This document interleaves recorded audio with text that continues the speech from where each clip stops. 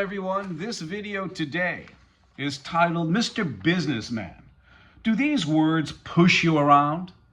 Well, we put together a 23-page document with all clickable links concerning the failures under the ANSI-ANAB logo. The American National Standards Institute took over complete control of the American National Accrediting Board in 2018. ANSI has been around for over 100 years. It is a non-governmental company. It is a not-for-profit. Last year, I think they made $84 million. We put this together, 23-page. If you want a copy of it, I will gladly ship it to you. But this exclusively goes to several people out there like Matt, also Steve, and also most recently Gary. And Gary, this one's for you. Absolutely.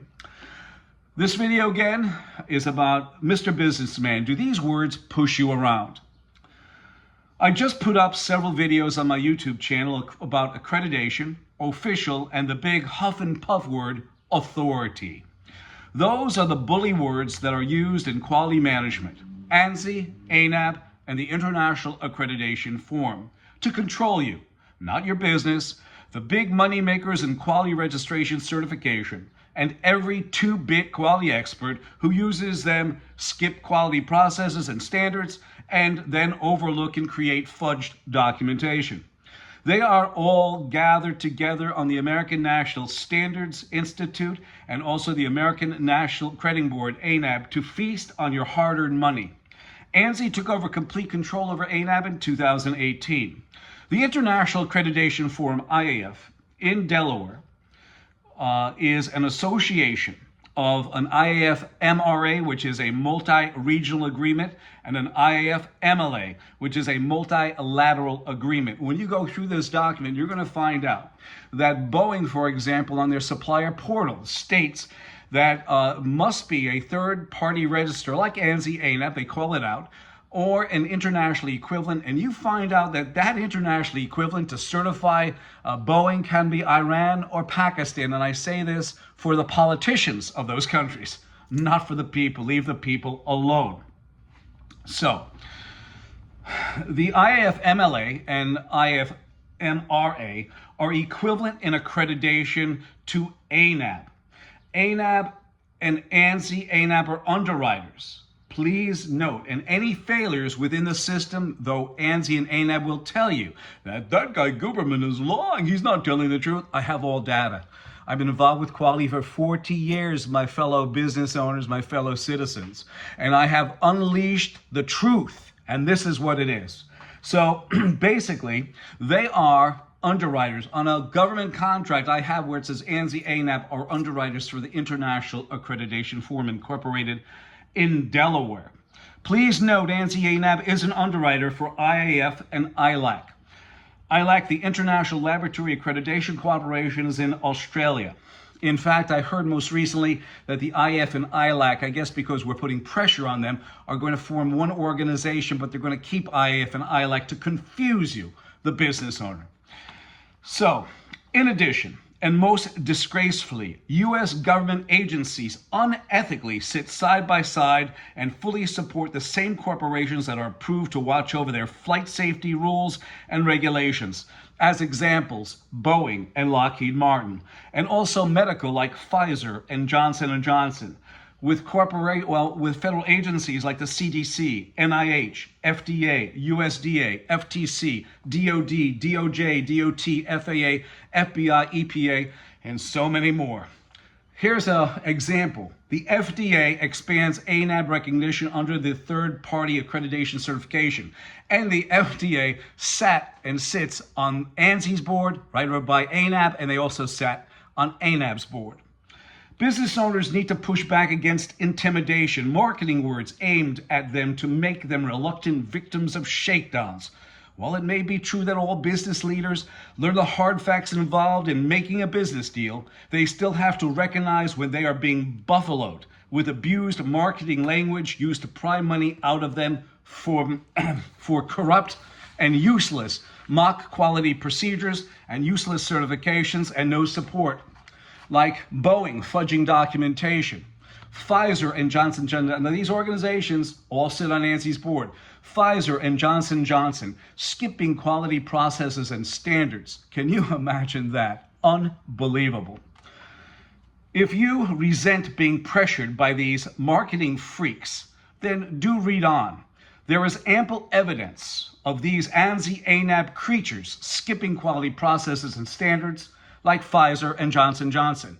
MODERNA does not sit on ANSI-ANAB board, but fudging documentation is privy to an organization like Boeing. Lockheed, after delivering the 801st F-35, still have quality issues up to including loss of aircraft. Also, laboratory failure confessed under deposition by Pam Sale, laboratory accreditation, ANSI-ANAB, and also automatic failures and food safety, where you have SurfSafe on the Better Business Bureau being rated F. My telephone number is 203-556-1493. And please, business owners, my fellow citizens, inside of this document is confirmation to you that in 2013, while I was giving a speech at the American Society for Quality, Mr. Dave Levy, a Region 3 director of ASQ, or actually ANSI-ASQ, which owned actually, I apologize. Let's go back. Dave Levy was a Region 3 director of the ASQ, okay, which owned 50% of the American National Crediting Board, ANAB. You also had ANSI, who owned 50% of ANAB. They're one and the same organizations. ANSI-ASQ doesn't matter. But in 2018, as I told you, ANSI took over complete control over ANAB. But at that time in 2013, Dave Levy approved us and said that ANAB has no problem with you, Mr. Guberman. In fact, we support you. I didn't need any support. I want to be an individual, okay? In 2016, Mr. Randy Doherty, I have the email in there. He was a technical advisor. He used to be, between 2009 and 2015, he used to be the vice president of ANAB, the chairman of the International Accreditation Forum Incorporated in Delaware, and also he was on the principal of the 990 tax form for the IAF. Randy asked, and he said, you can join whatever you want. It's all voluntary. You find out it's not voluntary. All these people are in bed together. Well, what he said is, he said, if you want to join ANAB or IAF or both, you can do it. And let me tell you something. What the fuck do you think I'm going to do? In 2015, that same guy, Randy, handed over leadership to no other than Zhao Jinwu, a communist Chinese national who's been involved with our quality since 1994. He is mandated by his country of origin, communist China, to take your data. Gary. Steve. Yes, and Matt. Just remember that. And also, everybody else who is listening to this who has an ANAB, ANSI-ANAB cert, whether it's TUV, DNV, BVQI, Perry Johnson, whatever. You have it. He was mandated 2015 to 2021. So Randy asked me in 2016 in an email, I have it in this report.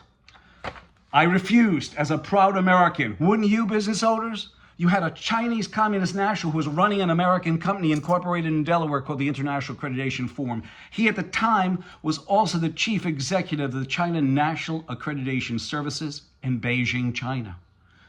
He was standing in the lab in 2017, handing over a laboratory accreditation to certification to the laboratory that failed miserably. You have Pam Sale, who I mentioned in this, and you will see it as well in this document.